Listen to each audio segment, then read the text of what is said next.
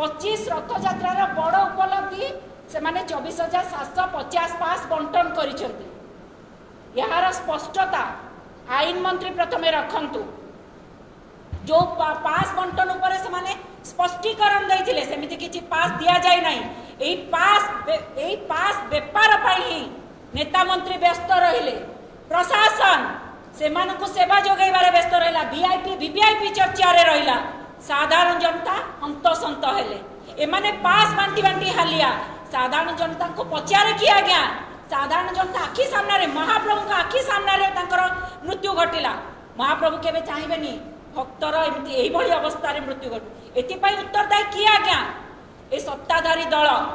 दुई रथयात्रा को 2 मास बीती जाइतिले मध्य रथयात्रा दला चक्टार तदंत रिपोर्ट आज्ञा सार्वजन करि पारले। ये सही सत्ताधारी दल जेतबेले चाबी हजिबा प्रसंग रे कहितिले रघुवर दास कमिशन रिपोर्ट को सार्वजनिक न करिवे।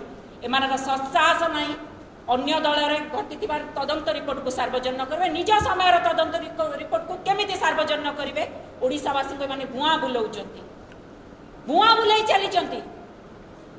जड़े जूनियर ऑफिसर सीनियर ऑफिसर विरोध में तदंत करिचंती।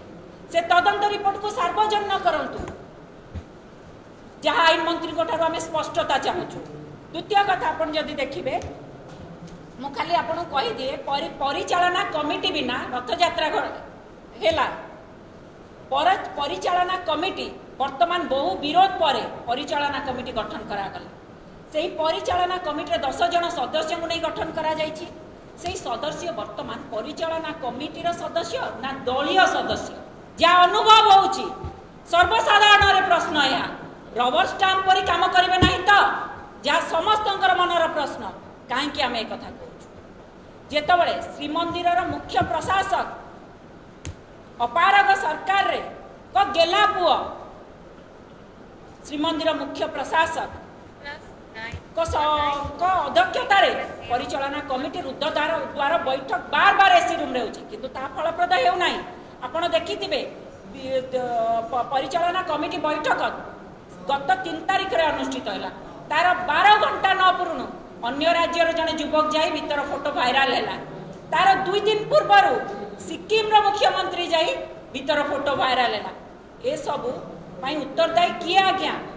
जदि आपंको आम भिडी भल लगा तेब आम चैनल को लाइक शेयर और सब्सक्राइब करने को जमा भी भूलु नहीं।